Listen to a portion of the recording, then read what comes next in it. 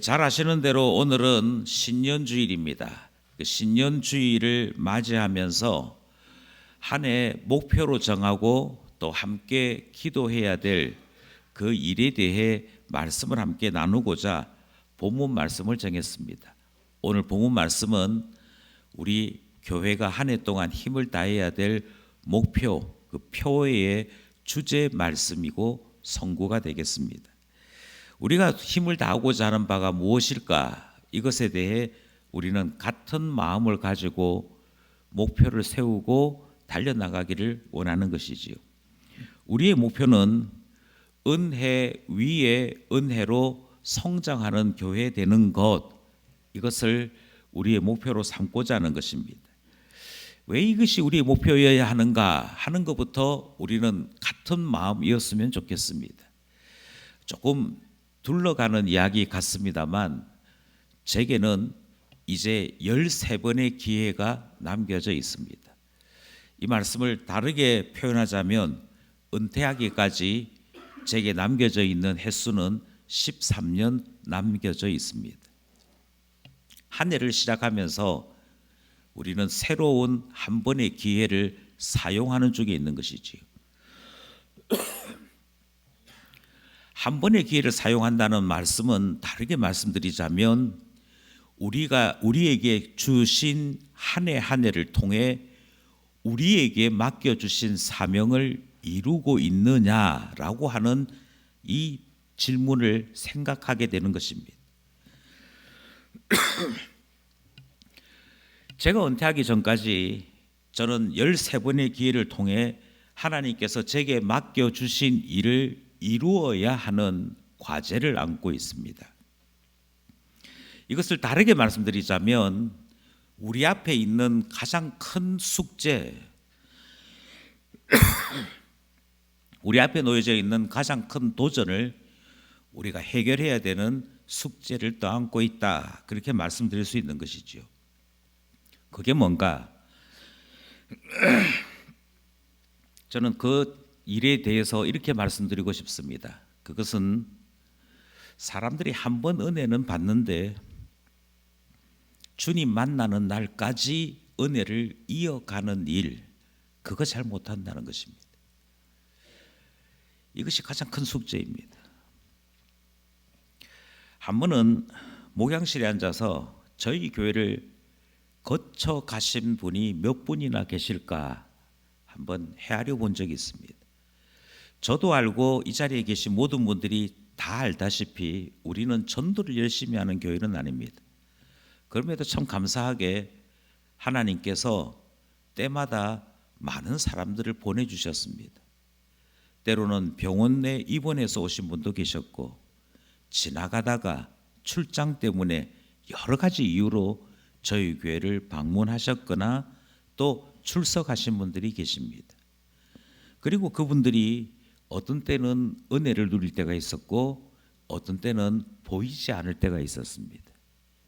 그리고 결과적으로 많은 분들이 거쳐서 지나갔습니다. 단순하게 방문으로만 오신 분들이 있는 것은 아니고 우리와 교제를 잘하고 함께 신앙생활 열심히 하자 했음에도 불구하고 어떤 때에 보이지 아니하는 분들이 계시더라 하는 것이지요. 그분들이 한때는 간증을 한 분들입니다. 그분들이 한때는 기쁜 교회 너무 좋아요 하고 말하지도 않았는데 교회를 자랑하고 다니신 분들도 계셨습니다.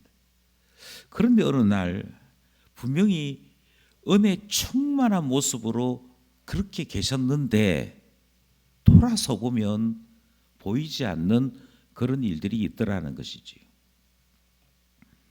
그래서 우리는 가나안 성도 또는 플로팅 신자라는 말을 깊이 이해하고 있습니다. 교회는 나가지 않는데 신자라고 하는 사람이 있을 수 있겠구나. 신자라고 하지만 자기 교회가 없이 이 교회 저 교회 구경하듯이 다니는 사람들이 있을 수 있겠구나, 이 생각을 하게 되는 것이지. 이것은 단지 우리의 시대를 분석하는 것으로만 끝나지 않습니다.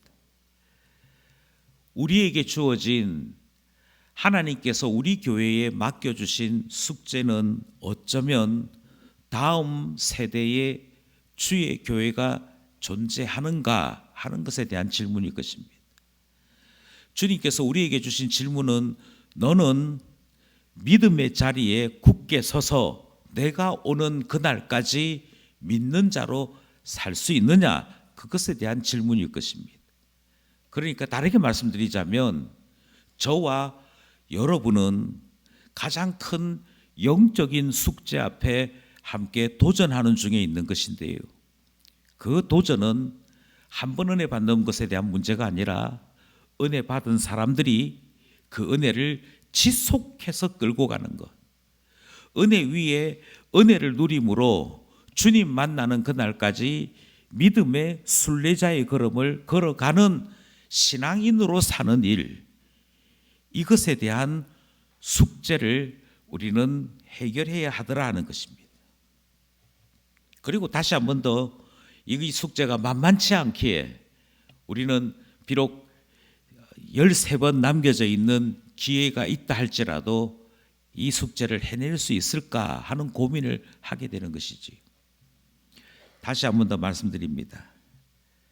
13번밖에 저는 남지 않았습니다. 물론 다른 분들이 이 숙제를 계속 해 나갈 것입니다만 저는 사실 조바심이 있습니다. 과연 답을 찾을 수 있을까?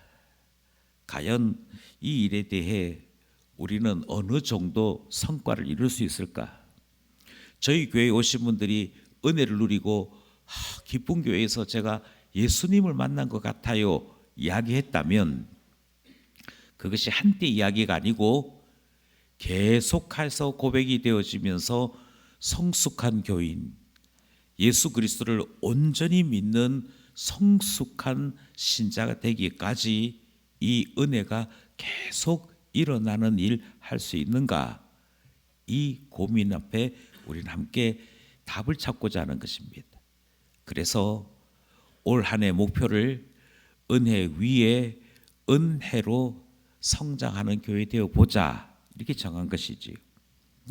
한 번은 책을 읽는데 신앙 베이직이라고 하는 책을 읽을 때의 이야기였습니다.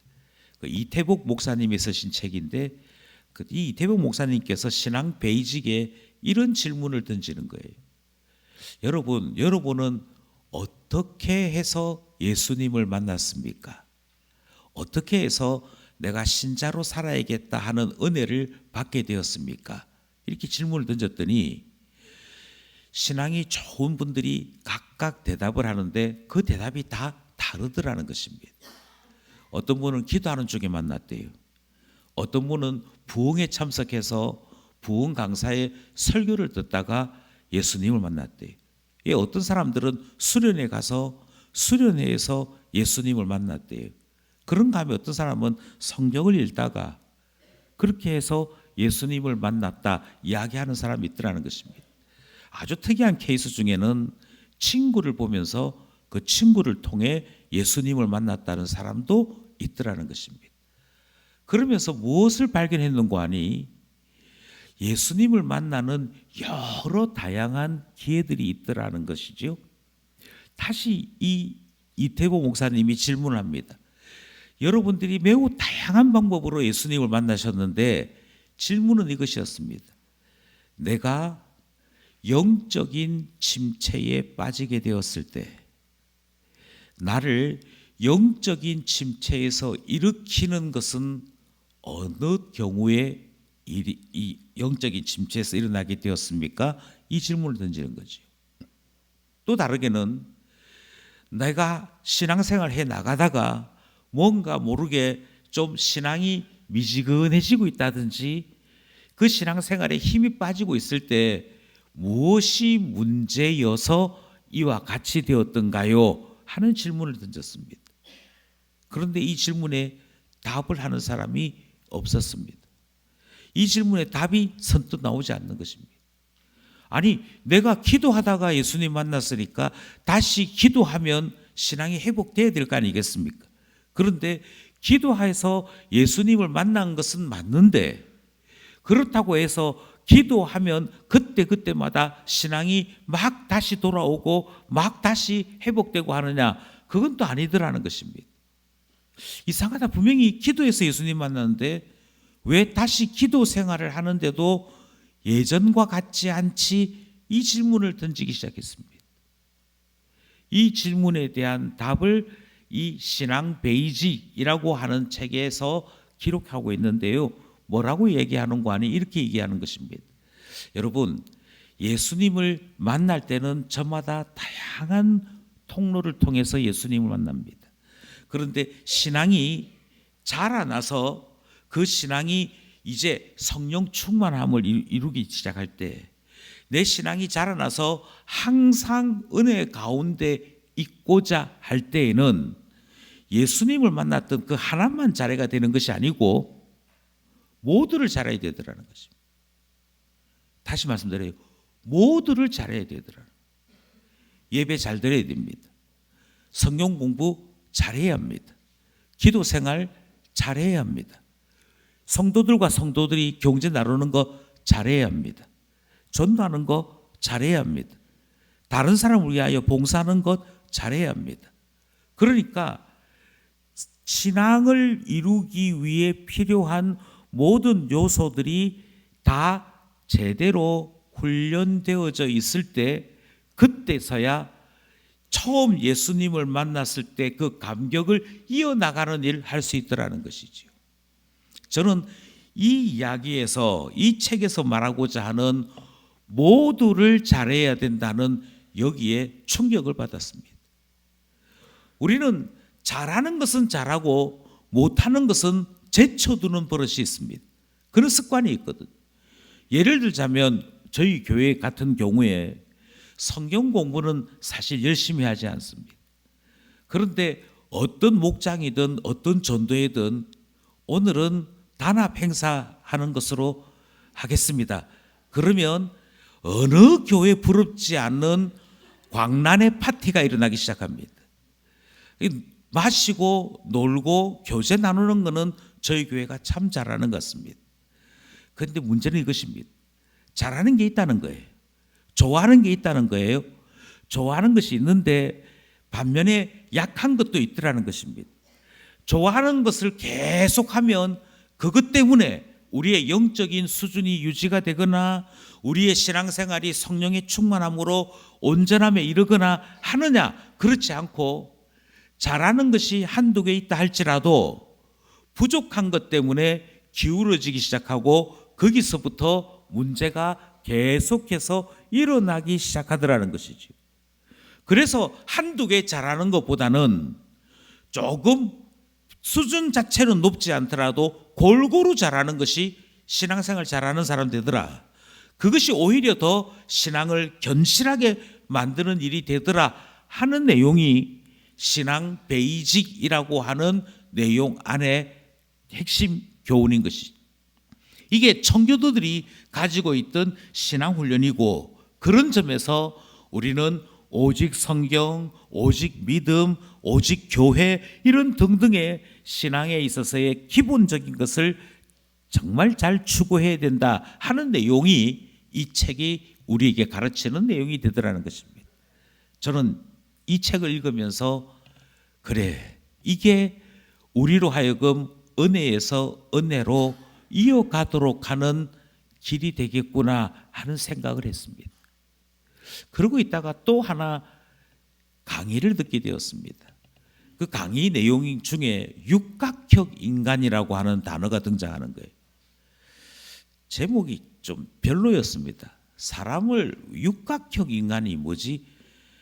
무슨 연필도 아닌데 육각형이니 삼각형이니 좀 이렇게 표현하는 것이 좀 특이하다 하는 생각을 했습니다.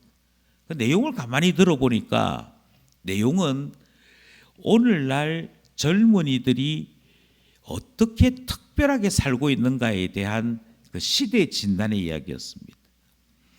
여러분, 요즘 젊은이들은요, 구질구질하게 성공하는 것을 싫어한다고 그럽니다. 구질구질하게 성공한다는 싫어한다는 말이 무슨 말이냐면 옛날 드라마는 개천에서 성공하는 내용이 주 내용이었습니다. 흔히 말하는 스토리가 있는 내용이 주 내용이었습니다. 그래서 어떻게 해야 되느냐면, 여러분 저는 찢어지게 가난한 집에서 태어났습니다. 여러분 저는 얼마나 가난했던지 밤에 물을 마시면서 배고픔을 달래고 그렇게 자는 가난한 집의 사람이었습니다.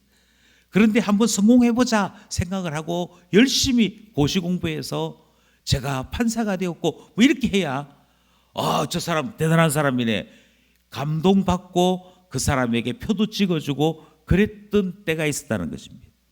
이거는 이제 소위 말하는 연세가 좀 드신 분들의 그 이야기입니다. 그래서 영화를 봐도 아이언맨 같은 영화가 인기가 있었습니다. 이렇게 말하면 또 갑자기 왜 아이언맨이라는 영화는 영웅이 아니었던 사람이, 그냥 부자였던 한 사람이 갑자기 포로가 되면서 각성을 하기 시작하는 것들이 막 앞에 내용이 등장하거든요. 이렇게 안 되겠다. 그래서 갑자기 철갑옷 하나 만들어 입고 무기 쓰면서 어느 날 갑자기 영웅 되기 시작하는, 그래서 평범했던 한 사람이 고난을 거쳐서 영웅 되는 이런 과정들에 사람들이 이렇게 막 감동받고 은혜 받았던 것이지. 그런데 이거는 구시대 이야기입니다. 요즘 젊은이들이 좋아하는 주인공은 그렇게 구질구질하게 하면 안 됩니다. 그냥 기본적으로 3대 재벌의 아들쯤 돼야 됩니다. 그냥 돈 많아요. 한도 끝도 없이 돈 많아요. 그 사람이 주인공 되어져야 주인공 같다라고 생각한다는 것입니다. 서울에서 어떤 사람이 나 서울대 나왔어요 라고 자랑했다고 합니다. 서울대 나왔다는 말에 예전에는 서울대, 이게 구시대랍니다. 요즘은 그래 공부는 좀 한 모양인데 돈은 얼마나 있니? 그걸 물어본대. 돈도 좀 있다 이렇게 얘기하면, 아니 너가 돈을 버는 거야? 너의 아버지가 돈을 버는 거야? 너의 할아버지가 돈 버는 거야? 를 물어봅니다. 내가 돈 벌었는데 이러면 탈락입니다. 이건 진짜 부자가 아니래요. 진짜 부자는 할아버지가 돈이 많아서 재벌 2세, 3세를 해야 부자이지 나머지는 별로 관심이 없대요. 그래서 돈도 있다. 돈도 좀 있다. 그럼 됐고, 그래 너 키는 얼마냐? 키는 1m 85 이상이어야 한답니다. 그런데 고문고이 생각해 보십시오. 돈을 많이 벌어가라가 아니라 돈 많은 집에서 태어나야 된대요. 우리는 사람의 키를 한 자를 더할 수 없는, 그냥 키라고 하는 것이 어떤 면에서는 타고난 일인데 키는 185 이상 되어야 그나마 루저가 되지 않는데요. 이렇게 해서 골고루 갖춰야 되는 것이 6가지인데 외모, 성격, 학력, 자산, 직업, 집안, 이 6개를 다 갖춘 사람을 뭐라고 부르냐면 육각형 인간이라고 부른다고 그럽니다. 그리고 육각형 인간을 만났을 때 요즘 젊은이들은 경배를 한대요. 성공한 사람, 저 사람이 진짜 사람답게 사는 것 같아. 저는 육각형 인간이 이 시대가 얼마나 타락했는가를 보여주는 하나의 사인이라고 생각합니다. 그리고 이룰래야 이룰 수 없고 타고나야만 되는 것에 대해 사람들이 동경하는 것을 보면서 얼마나 헛된 것을 꿈꾸고 사는지, 얼마만큼 돈에, 이 세상 자랑에 관심이 많은지를 살펴볼 수 있습니다. 그럼에도 제가 이 시간 육각형을 굳이 언급하는 이유는 이 육각형 인간을 완전한 인간이라고 생각하는 그것처럼 우리 신앙생활에도 6개의 요소는 준비되어 있어야 제대로 되어 있는 기초를 쌓을 수 있더라는 것이지요. 그러니 여러분, 아주 분명하게 말씀드립니다. 우리 목장 모임 잘하고 있는데요, 이것 가지고 나의 신앙은 괜찮다 그렇게 생각하지 마십시오. 예배 시간에 잠깐 예배드리고 사라지시는 분들 계시지요. 이렇게 해도 신앙생활 괜찮다 그렇게 생각하지 마십시오. 그것을 통해서 은혜를 받을 수는 있으나 은혜에서 은혜로 이어지기 위해서는 다시 말씀드립니다, 골고루 다 잘 되어야 합니다. 마치 육각형 인간처럼 신앙의 요소가 골고루 다 준비되어 있어야만 신앙은 자라난다, 그렇게 우리가 교훈을 얻는 것이지. 그러니 거듭 부탁드리는데 머물지 마십시오. 한두 개 잘하는 그것에 자랑하고 머물러 있으면 온전함에서부터 멀어지고 어느 날 추락해 있거나 어느 날 우리의 신앙이 예전 같지 않은 그와 같은 모습을 보이게 되더라는 것입니다. 우리가 읽었던 본문이 우리에게 가르쳐 주는 바가 있습니다. 그것은 누구나 은혜 받는 일은 있다 하는 것입니다. 그런데 누구나 은혜 받는 일은 있는데 그 은혜에 은혜를 더하는 일은 모두에게 있는 일은 아닙니다. 대부분의 사람들은 은혜를 처음 받았다가 그 은혜를 잃어버리고 그 다음에는 은혜의 사람으로 살지 않는 일들이 일어나는 것이지. 오늘 본문을 보시면 주님께서 은혜 위에 은혜를 주기 위해 오셨다라고 성경이 기록하고 있습니다. 예수 그리스도가 어떤 분이시냐면 처음 받았던 은혜 그 위에 은혜를 주시고자 우리에게 오신 분이라고 소개하고 있는 것인데, 처음 은혜는 누구에게서 받았느냐? 처음 은혜는 모세에게서 받았습니다. 모세를 통해서 하나님 살아계신 것을 눈으로 보았습니다. 이스라엘 사람들이 모세를 통해서 하나님이 복과 저주의 주인이신 것을 그들은 삶을 통해 경험하고 볼 수 있었습니다. 모세를 통해서 하나님께서 율법을 주시는 그 현장을 들을 수 있었고 볼 수 있었습니다. 그래서 이방 족속과는 달리 은혜를 누리게 된 것이지요. 하나님 살아계시더라, 하나님 역사하시더라, 하나님께서 말씀하시더라, 하나님께서 기도를 들어주시더라, 하나님께서 홍해를 갈라주시더라, 하나님께서 우리에게 광야를 지나는 동안에 먹을 것 주시더라. 그 모든 은혜를 이스라엘 사람들이 누릴 수 있었다는 것입니다. 그리고 이것이 처음 받은 은혜였습니다. 그런데 우리가 잘 아는 바대로 이 처음 은혜를 입었던 모세의 시대의 사람들은 신앙의 온전함을 이루었느냐? 그렇지 않습니다. 여러분께서도 잘 아시는 바대로 출애굽기에, 민수기에, 신명기에 기록된 이스라엘 사람들은 만나와 메추라기를 먹으면서도 원망하고 불평했더랬습니다. 그들이 광야 40년을 사는 동안에 헤어지지 아니하는 옷을 입고 헤어지지 아니하는 신을 신고 살았음에도 놀라워 하나님께서 우리에게 이런 기적을 베풀어 주시다니 너무 놀라워 감사하고 감격하는 40년을 살았느냐? 아닙니다. 은혜는 은혜대로 누리고 살면서도 그들은 온전한 신자가 된 것이 아니라 하나님에 대하여 원망했고 모세에 대하여 공격하는 자가 되고 말았습니다. 그 결과 광야로 나왔던 사람 가운데 오직 2사람만 남고 나머지 모든 사람들은 광야에서 죽고 마는 일을 우리는 잘 알고 있는 것이지요. 그러니 처음 은혜가 우리의 구원을 이루어내는 것은 아니더라는 것입니다.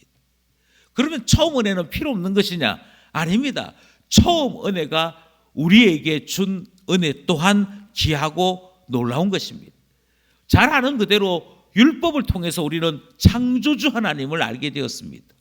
창세기가 모세오경에 속해 있는 것이고 율법책인데요, 그 창세기를 통해서 우리는 태초에 천지를 지으신 하나님을 알 수 있게 되었습니다. 그러니 처음 은혜도 귀한 은혜입니다. 우리는 율법을 통해서 죄를 지으면 심판받는다는 것을 알게 되었습니다. 하나님께서 복과 저주의 주인인 것을 알게 되었습니다. 율법을 통해서 우리는 하나님이 거룩하신 분인 것을 알게 되었습니다. 그래서 그 앞에 모든 사람들은 머리를 숙이고 죄인입니다, 주님 지나가시옵소서, 우리는 하나님을 감당할 수 없습니다. 왜냐하면 우리는 죄인이고 하나님은 거룩하신 분이기 때문입니다. 이 사실을 알게 되었습니다. 우리는 율법을 통해서 온전한 것이 있다는 것을 알게 되었습니다. 우리는 여전히 부족한 것을 알게 되었지요. 처음 은혜도 귀한 은혜입니다. 그런데 다시 말씀드리지만 처음 은혜만으로는 안 됩니다. 왜냐하면 모세가 우리에게 준 그 은혜는 구원하는 은혜는 아니기 때문입니다. 우리를 구원시키는 그 일은 힘이 없는 은혜이기 때문입니다. 모세를 통하여서 우리가 발견한 것은 우리에게는 구원이 없다는 것을 알게 된 것이었고요, 우리 스스로가 우리 자신을 구원할 수 없음을 알게 하는 것이 모세가 우리에게 전해준 첫 번째 은혜의 내용이었습니다. 하나님이 거룩하신데 우리는 죄인이고 죄인인 우리는 하나님 앞에 나갈 수 없구나, 그것을 깊이 깨닫는 것이 첫 번째 은혜였지, 이렇게 하면 구원을 얻을 수 있구나, 그것을 발견하는 은혜는 아니었던 것이지. 하나님께서 우리에게 율법을 주셨으나 그 율법으로는 죄를 깨달을 뿐이지 구원 얻는 사람이 그 누구도 생기지 않는 것을 발견하게 되었던 것이지요. 그런데도 많은 사람들이 여전히 많은 재물을 드리고 지극정성으로 하나님 앞에 나가면 구원 얻는 듯이 착각하고 있는 것은 처음 은혜만 알 뿐이고 은혜 위에 은혜가 필요한 것을 경험하지 못했더라 하는 것입니다. 이 말씀을 대하신 여러분, 그러면 우리는 어떻게 살아야겠습니까? 우리가 살아야 하는, 우리가 신자로서 하나님 앞에 합당하게 살아간다는 것은 율법을 통해서 우리가 죄인인 것을 발견했다면 이제는 예수 그리스도를 통하여 죄인인 우리는 우리 자신을 구원할 수 없고 오직 우리를 구원하실 이는 예수 그리스도인 줄 알아. 예수 그리스도 안에 속하여 살아가는 은혜 위에 은혜의 삶을 살아가는 것, 그것 발견하는 사람 되어야 되는 것 아니겠습니까? 예수 그리스도께서 우리에게 은혜 주심으로 그제서야 우리는 구원에 이르는 사람 되는 것이고 온전한 신앙을 꿈꿀 수 있음을 발견하는 것, 그것이 참 신자로서 합당한 은혜의 사람 되는 것 아니겠습니까? 그런 점에서 우리는 다시 한 번 더 꿈꾸고자 합니다.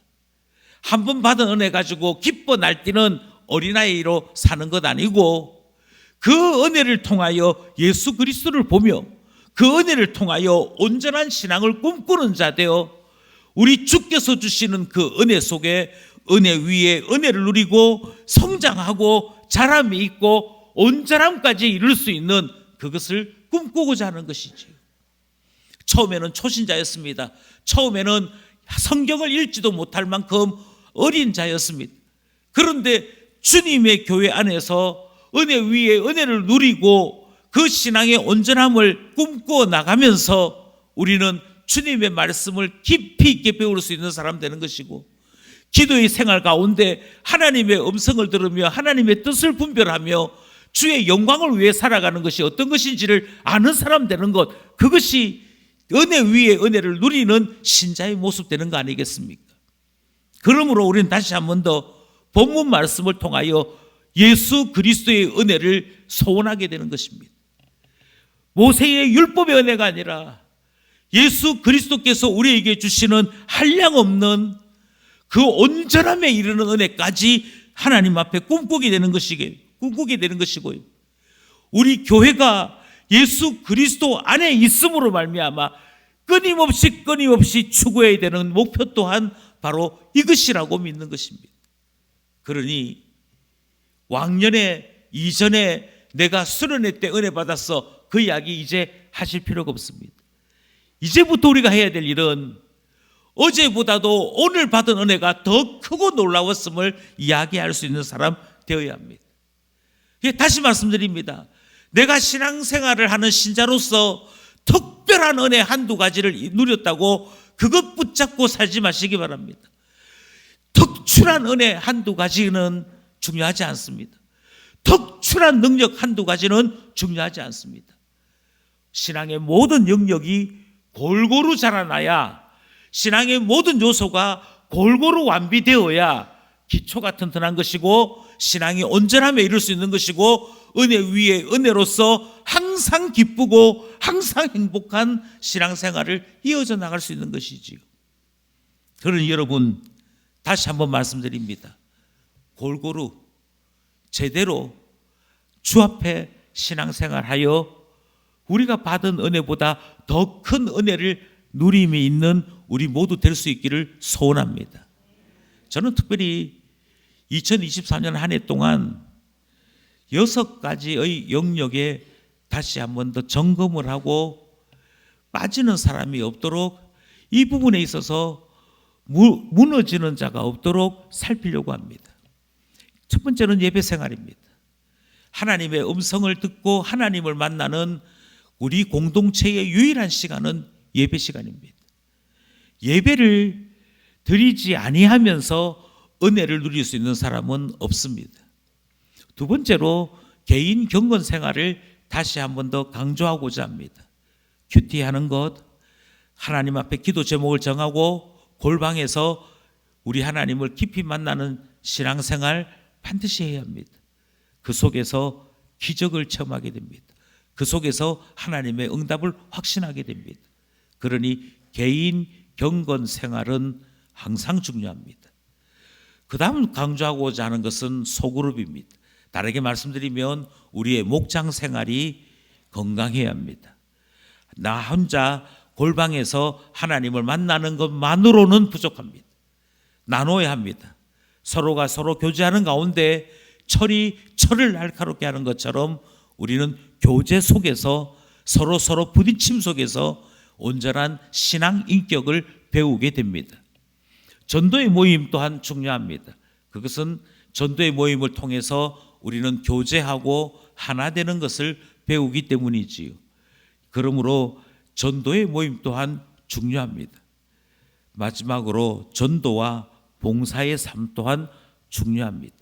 이 6가지 영역이 저는 골고루 준비될 때, 골고루 자라나고 기초가 될 때 우리의 신앙생활은 은혜 위에 은혜, 처음 예수 믿을 때 행복했다면 이 6가지가 준비됨으로 인해 더 행복함을 누리는 일이 일어난다고 믿습니다. 왜냐하면 예수 그리스도께서 우리에게 주시는 놀라운 은혜가 훨씬 더 크기 때문입니다. 모세의 율법과 비교할 수 없는 우리를 하나님께서 주시는 그 아름다운 경지에까지 이르게 하는 놀라운 역사가 있다고 믿는 것이지요. 이것이 가능한 것은 예수 그리스도 때문입니다. 예수 그리스도는 교회를 주셨습니다.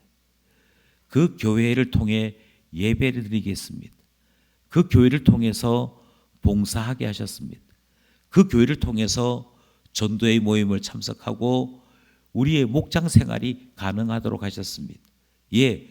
교회의 머리 대신 예수 그리스도께서 구원 받기에 합당한 신자들을 위해 교회를 주셨습니다. 그리고 교회는 그 신자들을 온전한 신자로 양육하기 위해 6가지 영역에서의 사역들을 감당하게 되는 것이지요. 예수 그리스도는 주의 종들을 보내주셨습니다. 그 주의 종들이 항존직에 속해 있는 사람들일 때도 있고 바로 지금 내 곁에서 나의 신앙 이야기를 들으며 충고하는 사람일 때도 있습니다. 중요한 것은 주께서 때를 따라 사람을 보내시고 교제함으로 하나님의 사람으로 만들어 가신다는 사실입니다. 그러니 한때 받은 은혜에 머물러 계시지 마십시오. 주님께로 나와서 은혜 위에 은혜를 누림이 있어야 합니다. 무엇보다도 저는 예수 그리스도께서 성령님을 보내셨음을 확신하기 원합니다. 성령께서는 우리 가운데 오셔서 말씀을 깨닫게 합니다. 하나님의 뜻을 발견하게 합니다.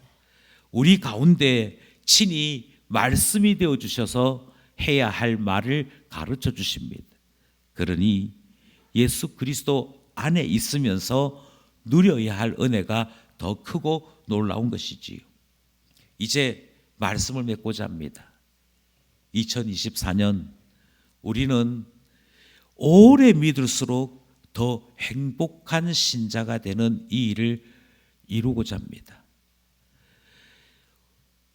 주님을 섬기면 섬길수록 더 가슴 뛰고 행복한 신자와 교회되는 일을 이루고자 합니다. 이 일을 이룰 수 있는 유일한 해결책은 은혜 위에 은혜를 받을 때 가능합니다. 예수 그리스도로 말미암아 은혜를 채워나갈 때 가능합니다. 기쁜 교회 사랑하는 형제 자매 여러분, 이 일에 함께하여서 기쁨 교회를 통해 신앙의 기쁨이 무엇인지를 보여주는 저와 여러분 되기를 소원합니다. 억지로 다니는 교회 올 때마다 스트레스 받는 교회, 그건 기쁨 교회와 어울리지 않습니다. 우리 교회가 먼저 처음 예수 믿을 때 받은 은혜보다도 그 뒤의 은혜가 훨씬 더 크고 훨씬 더 놀랍다는 것을 보여주는 교회 되어야 되지 않겠습니까?